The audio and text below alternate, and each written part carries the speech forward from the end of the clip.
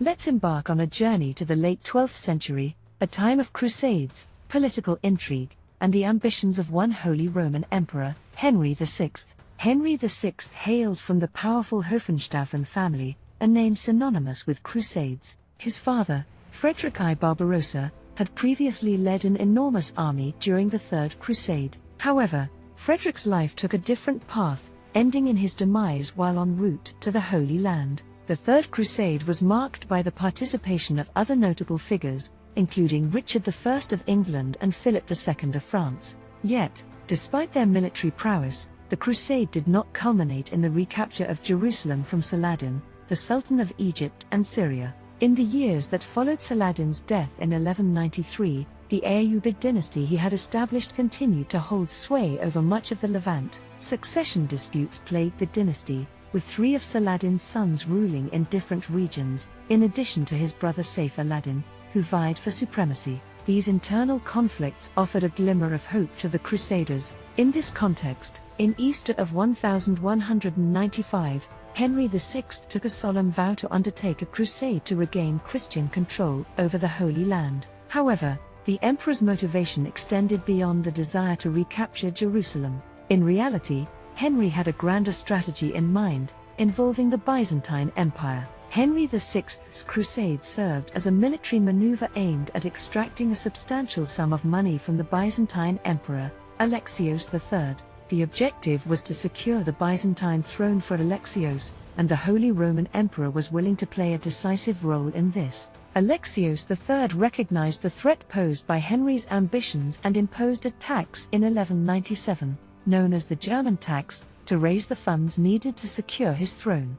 This demonstrates the tangible effect of Henry's political and military maneuvering. Furthermore, an additional gain was Cyprus, which was bestowed upon Henry VI as part of the sizable ransom paid for the release of Richard I, who had been held captive by Henry from 1192 to 1194. Richard was accused of involvement in the murder of Conrad of Montferrat, the King of Jerusalem. The acquisition of Cyprus would prove invaluable as a launching point for future crusades. With control of Sicily due to his marriage to Constance, heiress to the Sicilian throne, and the acquisition of Cyprus, Henry VI appeared to be nurturing a vision of a Hohenstaufen empire extending across the Mediterranean. Yet, despite his intentions, the emperor did not lead the crusade in person. He passed away while en route to the Holy Land. The Crusaders captured Beirut from the Ayyubid dynasty but eventually disbanded and returned home upon hearing of their leader's death in Sicily. Much like the Third Crusade before it,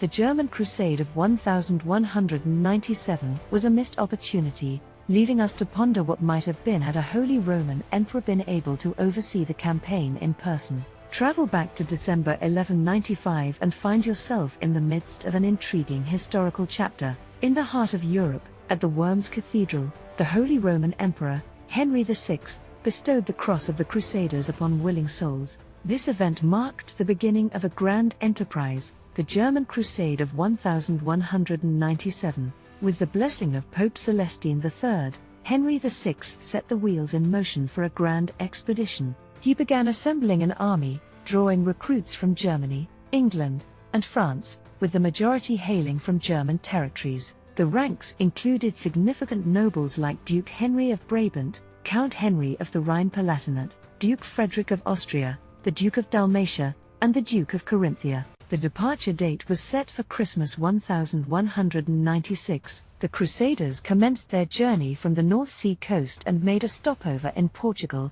a customary pause in those times. Their path led them to Bari in southern Italy in the summer of 1197, and there, the fleet reassembled. With around 4,000 knights and 12,000 infantry, they set sail for the Holy Land. On September 22, 1197, the German forces reached Acre in the Holy Land. The timing was fortuitous as the Crusader states, collectively known as the Latin East, were grappling with two significant challenges. The first crisis unfolded with the unexpected death of Henry II, Count of Champagne, who also served as the King of Jerusalem. In a bizarre accident, Henry II fell from a window while inspecting troops at Acre, a tragic mishap involving a dwarf entertainer. Queen Isabella, technically still on the throne, was left in charge. However, Her children were too young, and none of them were male, leaving the Latin East without an undisputed leader. In the absence of a clear successor, the Crusaders, led by Henry VI's deputy, Conrad of Mainz, advocated for a strategic remarriage. They chose Emery of Cyprus, merging the kingdoms of Cyprus and Jerusalem. This not only unified the territories but also positioned Emery as the most prominent ruler in the Latin East, solidifying Henry VI's influence. The second crisis arose from the termination of the truce with the Ayyubid dynasty. Aladdin, the ruler of the Ayyubids, had recently repelled an initial group of crusaders who had raided Galilee. The Ayyubids then besieged Jaffa, a city in the Latin East. The Crusaders acted swiftly, securing the now ruined Sidon and laying siege to the significant Muslim stronghold of Beirut.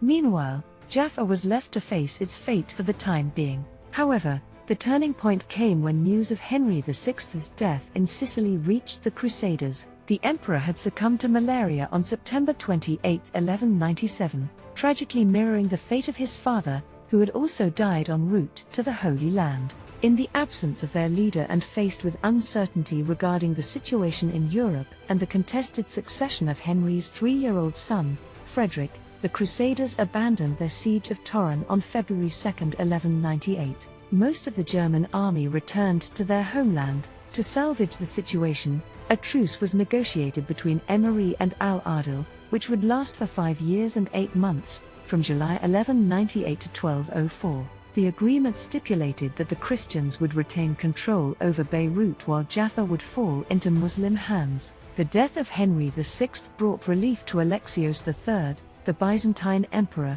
who was spared from having to hand over a substantial sum of money. For the Latin states, it was another missed opportunity to strengthen their presence in Palestine and Syria, although hope for future crusades remained. On a positive note, the Teutonic Knights, a military order, was officially established and recognized by the Pope, further bolstering the defense of the Latin East. Looking ahead, Pope Innocent III called for the Fourth Crusade in 1202. However, this crusade, diverted by Venetian commercial interests, took an unexpected turn, resulting in the sacking of Constantinople. Only a token force of Western knights arrived in the Middle East, underscoring the challenges of the time.